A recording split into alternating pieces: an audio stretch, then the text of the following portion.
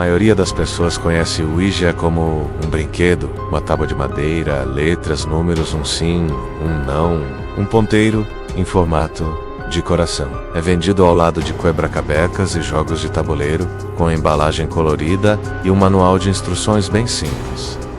Mas esse rótulo de jogo é recente e perigosamente enganoso. Antes de existir uma caixa da Parker Brothers, antes da marca registrada ou da patente, objetos praticamente idênticos já apareciam em registros do século XIX, usados em sessões mediúnicas privadas nos salões vitorianos, e antes mesmo disso, há descrições ainda mais antigas em manuscritos medievais, textos ocultistas e diários de alquimistas, detalhando superfícies marcadas com símbolos e letras, utilizadas não para invocar os mortos, mas para facilitar estados alterados de consciência. O detalhe mais importante que ninguém te conta sobre o tabuleiro é este.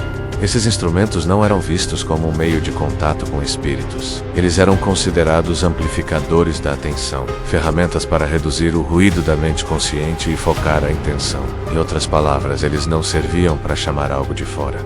Serviam para abrir espaço dentro. E essa distinção, essa diferença aparentemente pequena entre chamar e abrir, muda absolutamente tudo. A versão popular a que todo mundo conhece diz: são espíritos de mortos brincando. É um portal para o além. Demônios podem entrar através do tabuleiro. Essa narrativa é, de certa forma, confortável. É conveniente, porque se forem espíritos, eles são externos. São separados de nós. E teoricamente controláveis. Você pode encerrar a sessão, queimar a tábua, fazer um exorcismo.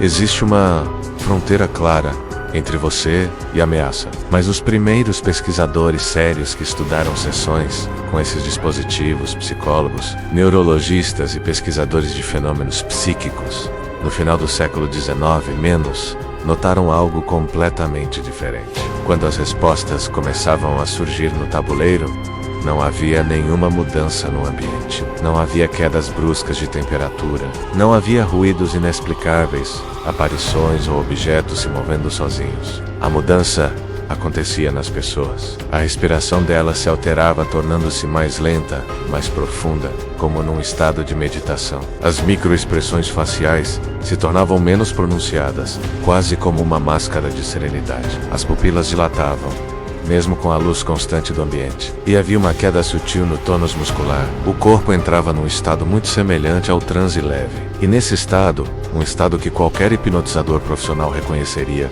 instantaneamente, o cérebro se torna extremamente sugestionável, não ao ponto de perder a consciência completamente, e não ao ponto de não se lembrar de nada depois, mas ao ponto de aceitar sugestões como se fossem pensamentos próprios. A mão se move sobre o tabuleiro, os dedos empurram suavemente o ponteiro de uma letra para outra, formando palavras e frases, e a pessoa que está participando jura, com absoluta e total convicção, que não está movendo o ponteiro conscientemente, e aqui está a parte mais perturbadora. Ela provavelmente está dizendo a verdade. Este fenômeno tem um nome.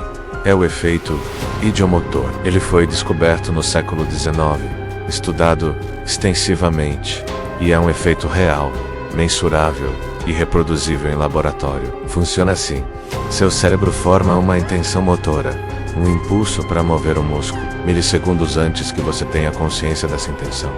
É um pequeno atraso, mas ele existe. Normalmente seu cérebro integra essa intenção e a consciência dela perfeitamente. Você decide levantar o braço e sente que decidiu e executou a ação ao mesmo tempo. Mas em estados alterados de consciência, menos como um transe leve, uma atenção extremamente focada, ou uma forte expectativa, menos essa integração falha. O movimento acontece, mas a consciência não o reconhece como próprio. O resultado é a sensação de: não fui eu que movi, foi outra coisa.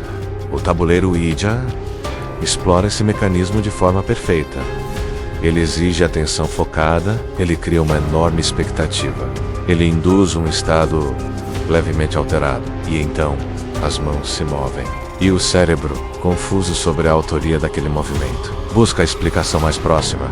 Deve ser um espírito, mas isso ainda não explica tudo, porque, em muitos casos, casos documentados e verificados, as respostas dadas pelo tabuleiro revelavam informações que o usuário afirmava não conhecer conscientemente. Endereços de parentes mortos que eles nunca visitaram, nomes de pessoas que nunca conheceram, mas que uma verificação posterior confirmou que existiram. Detalhes pessoais sobre a história da família que ninguém nunca contou a eles. Como isso é possível? A explicação mais aceita para isso é um fenômeno chamado criptomésia. Seu cérebro está constantemente acessando bancos de memória esquecidos. Você ouviu alguma vez, anos atrás, uma conversa que não prestou atenção consciente. Um fragmento de informação que passou por você e foi arquivado sem processamento. Tá tudo lá, em algum lugar nas suas redes neurais, normalmente inacessível, mas naquele estado alterado, com as defesas da mente consciente reduzidas, esses fragmentos emergem. Eles se reorganizam quase como um algoritmo processando dados sem supervisão consciente. E então, eles aparecem no tabuleiro, letra por letra, como se estivessem vindo de fora. Mas eles vieram de dentro, de uma parte de você que você nunca conheceu conscientemente. Isso deveria ser reconfortante, certo? É apenas psicologia. Not a supernatural ExeterQ. Essa explicação, tão racional e científica, é na verdade muito mais perturbadora do que a ideia de espíritos, porque significa que existem partes de você operando de forma autônoma, processando informações, formando respostas, criando narrativas inteiras, e você não tem acesso direto a elas. Então você compra um tabuleiro, ou um amigo traz um para sua casa, ou você encontra um antigo no sótão. A primeira sessão é sempre muito parecida. Incerta, hesitante, o ponteiro se move lentamente, ou não se move de jeito nenhum. Ou então, ele se move de forma errática, sem direção. As mensagens são confusas, fragmentadas. Um sim sem contexto, letras aleatórias, números sem significado. Vocês riem nervosamente. Não está funcionando, somos nós que estamos movendo. Isso é besteira. E então, na segunda, terceira, talvez na quinta sessão, algo muda. O ponteiro começa a se mover mais rápido, de forma mais suave, mais fluida, como se estivesse ganhando confiança. E então, surge um nome, não importa qual nome seja. O nome específico varia, mas a estrutura é sempre similar. É um nome curto, fácil de soletrar, talvez um pouco exótico e memorável. Vocês perguntam, quem é você? E o ponteiro soletra Zeusel, ou M-Armia, ou STH, e com o nome vem uma identidade. Uma entidade com nome é uma entidade com presença. E uma vez que há uma presença, há um relacionamento, porque aqui está a parte sobre o tabuleiro Ouija que ninguém te avisa. A entidade nunca começa sendo ameaçadora. Os demônios dos filmes atacam imediatamente. Eles gritam. Eles aterrorizam. Eles mostram o seu poder. Mas as entidades do Ouija, elas seduzem, elas são úteis. Elas respondem às suas perguntas. Elas te dão conselhos. E frequentemente são bons conselhos. Elas preveem coisas que às vezes realmente acontecem. Elas elogiam você. Dizem que você é especial. Que você foi escolhido. Elas formam um vínculo e você começa a depender delas. Você consulta o tabuleiro antes de tomar decisões importantes. Você pergunta sobre seus relacionamentos, sobre o seu futuro, sobre seus medos mais secretos, e o tabuleiro responde. Ele sempre responde, porque ele é você. É uma parte de você que tem acesso a informações que a sua consciência não tem, mas você não sabe disso. Você acha que é uma força externa, um amigo, um guia, e é exatamente quando você está completamente confiante, quando a relação é de total dependência, que o padrão muda. De repente as respostas se tornam perturbadoras. A entidade fica hostil quando você a questiona. As sessões que antes eram reconfortantes se tornam aterrorizantes. E você percebe que não sabe mais como parar. Você se deu conta de que abriu uma porta dentro da sua própria mente. E agora, não sabe como fechá-la.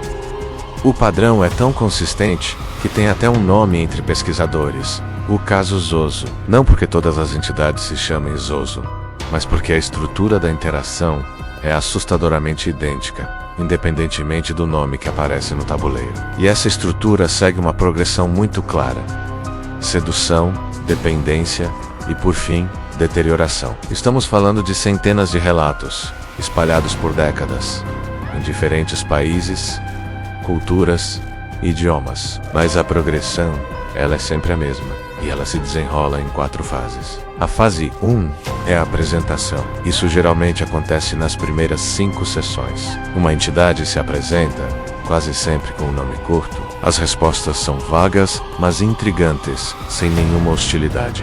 Às vezes, elas até parecem úteis. Nessa fase, os usuários sentem curiosidade, não medo. Depois vem a fase 2, o vínculo. Isso acontece entre a 6ª e a 20ª sessão. As respostas ficam mais detalhadas. Informações pessoais começam a surgir. Conselhos que parecem surpreendentemente perspicazes. Os usuários começam a consultar o tabuleiro regularmente. Eles formam uma dependência emocional. O tabuleiro se torna um confidente. A partir da 20ª sessão, entramos na fase 3, a dominação. Agora a entidade começa a conduzir as sessões em vez de apenas responder. Ela faz exigências, reage com hostilidade a questionamentos. As respostas se tornam perturbadoras e, eventualmente, ameaças claras começam a aparecer. Finalmente chegamos à fase 4. A deterioração. É aqui que os sintomas psicológicos começam a emergir, mesmo quando a pessoa não está usando o tabuleiro. Insônia, pensamentos intrusivos, paranoia, a sensação constante de estar sendo observado. Mas aqui está o detalhe mais perturbador de tudo isso. A grande maioria dos relatos não descreve fenômenos físicos. Não há objetos voando pela sala. Não há possessões dramáticas como nos filmes. Não há manifestações visíveis de espíritos ou demônios. As mudanças são internas, psicológicas, sutis, mas progressivas. É como se algo estivesse ocupando espaço mental, não com uma voz audível, não com imagens claras, mas como uma presença psicológica constante. Pesquisadores independentes, porque a academia tradicional evita esse tema, compilaram uma lista de sintomas relatados por usuários de Ouija de longo prazo. Vamos dar uma olhada. Nos sintomas cognitivos, temos dificuldade de concentração, pensamentos intrusivos, persistentes, a sensa caldo, não reconhecer o próprio pensamento e lapsos de memória de curto prazo. Nos emocionais, irritabilidade sem causa aparente, ansiedade flutuante, uma depressão leve mas persistente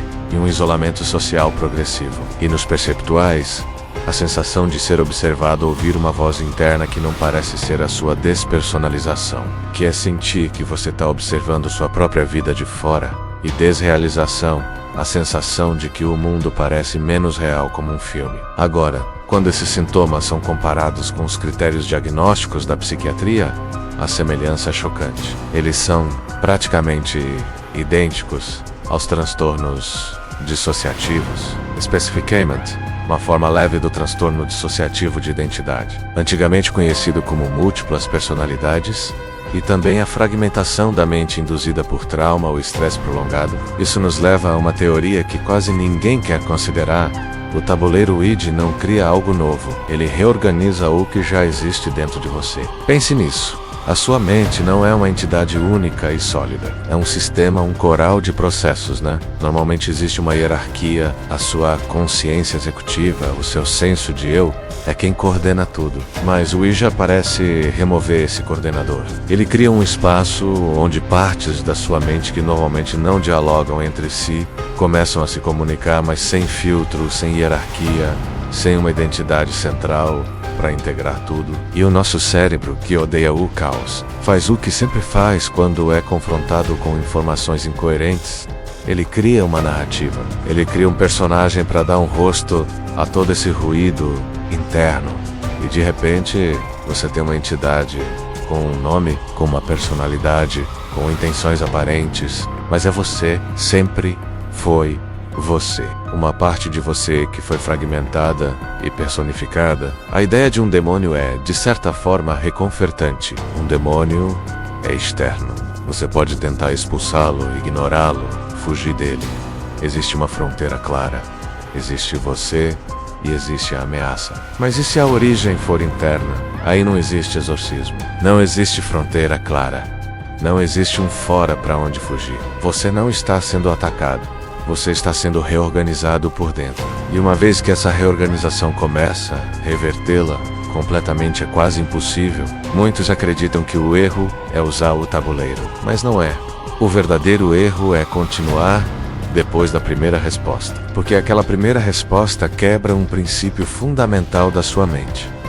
A noção de autoria. Normalmente você sabe, sem nem precisar pensar, que seus pensamentos são seus, que seus movimentos são seus, que suas decisões são suas. Mas na primeira vez que o ponteiro se move e você não sente que foi você quem moveu, essa certeza racha e a pergunta na sua cabeça muda de: será que eu estou movendo isso? Para quem está movendo isso? A mudança parece pequena, mas ela altera completamente a sua arquitetura psicológica. Você terceirizou o controle, e o cérebro aprende essa lição rápido demais. E uma vez que ele aprende, ele não desaprende completamente. O tabuleiro Ouija não escolhe vítimas, mas certas pessoas são mais suscetíveis. Pessoas com uma imaginação muito vívida, a mesma capacidade que cria artistas e escritores, também facilita a dissociação. Pessoas com traumas não processados, cujos cérebros já estão de certa forma fragmentados como um mecanismo de defesa, o Ouija apenas explora essa fragmentação existente. A solidão profunda também é um fator. A necessidade de conexão é tão forte que a mente cria uma conexão, mesmo que seja com uma parte disfarçada de si mesmo. E claro, a necessidade de significado, o desejo de que o universo não seja aleatório, de que existam respostas, de que alguém saiba o que fazer. Isso não é uma fraqueza, é uma estrutura cognitiva. A mesma mente que cria gênios artísticos, inventores brilhantes e visionários também é capaz de criar portais internos com uma facilidade assustadora. Não é que algo entra de fora, é que algo emerge de dentro e você chama isso de outro, um demônio, um espírito, uma entidade, para não ter que aceitar a verdade desconfortável que aquilo sempre esteve lá. Uma parte de você operando de forma autônoma, processando informações, formando opiniões, desenvolvendo uma personalidade, tudo isso sem a sua permissão consciente, sem o seu conhecimento. O Ouija apenas deu uma voz a essa parte. Muitas pessoas eventualmente param de usar o tabuleiro, elas queimam, jogam fora, fazem um ritual de fechamento, mas elas relatam que os efeitos continuam. Pensamentos automáticos que não parecem ser seus. A sensação persistente de observação, um medo sem um objeto específico. E isso nos leva a uma conclusão final e profundamente desconfortável. O tabuleiro não é uma porta, é um treinamento. Ele treina sua mente a se dividir, a criar espaços autônomos, a personificar seus próprios fragmentos. E uma vez que você é treinado, a habilidade permanece. Mesmo sem o tabuleiro, você ocasionalmente ouve uma voz interna que não reconhece como sua. Você tem um pensamento que parece ter vindo de outro lugar. Você sente uma presença que sabe racionalmente que não existe. Você aprendeu a criar essa presença e não sabe como desaprender completamente. O Ouija não é um jogo. Nunca foi. Ele não chama os mortos. Ele não chama demônios.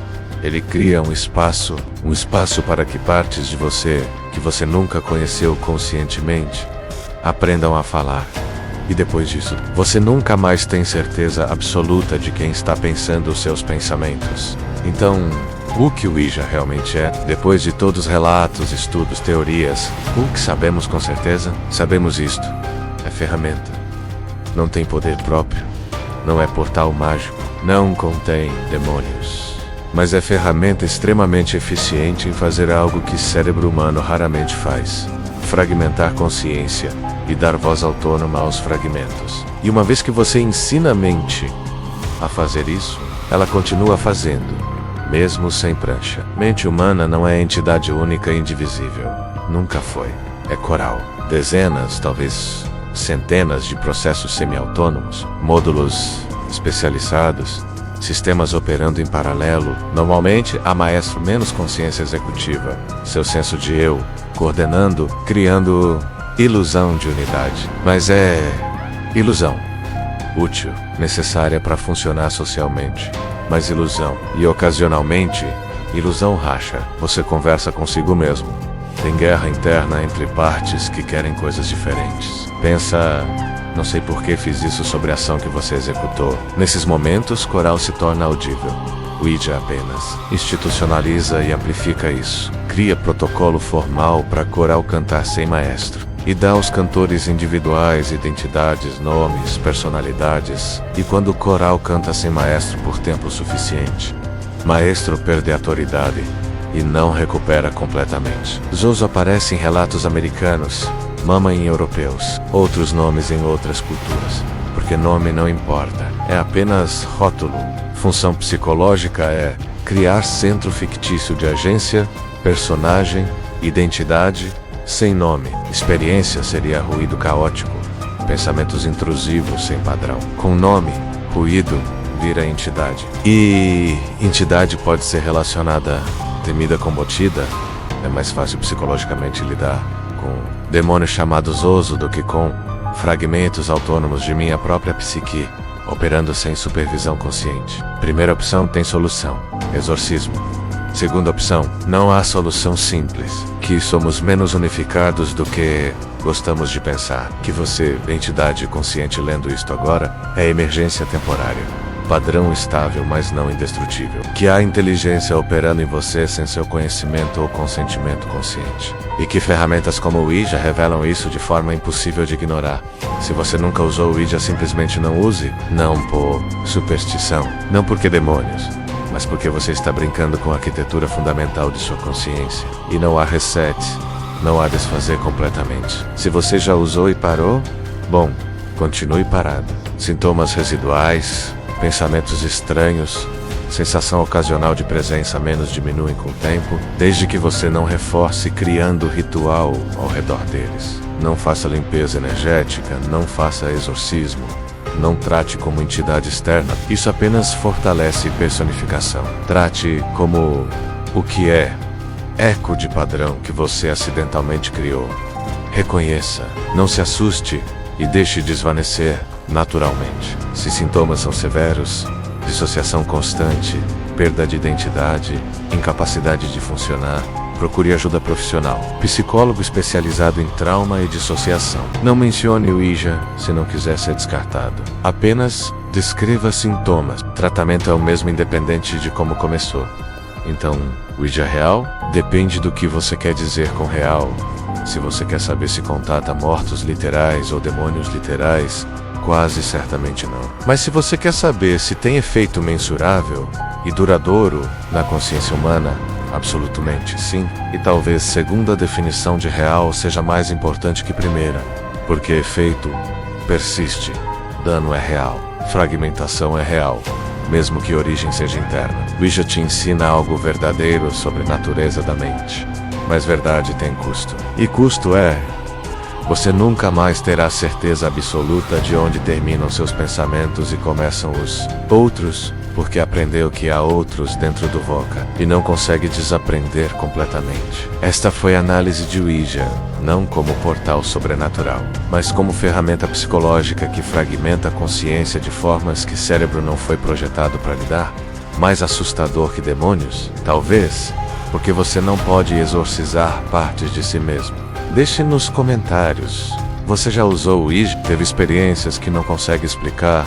Ainda sente efeitos residuais? Você interpreta como espiritual ou psicológico? Compartilhe com qualquer pessoa pensando em experimentar Ouija. Não como proibição moral menos, mas como informação sobre riscos que a embalagem não menciona. Inscreva-se para mais análises onde separamos superstição de psicologia, mas reconhecemos que psicologia pode ser mais perturbadora que sobrenatural. E lembre-se, sua mente é coral, não solista. Ouija apenas remove maestro temporariamente, mas às vezes maestro não retorna completamente, e coral continua cantando. Mesmo quando você pede silêncio, o monstro mais aterrorizante não vive sob sua cama, vive dentro de sua cabeça, e Ouija apenas lhe apresenta formalmente.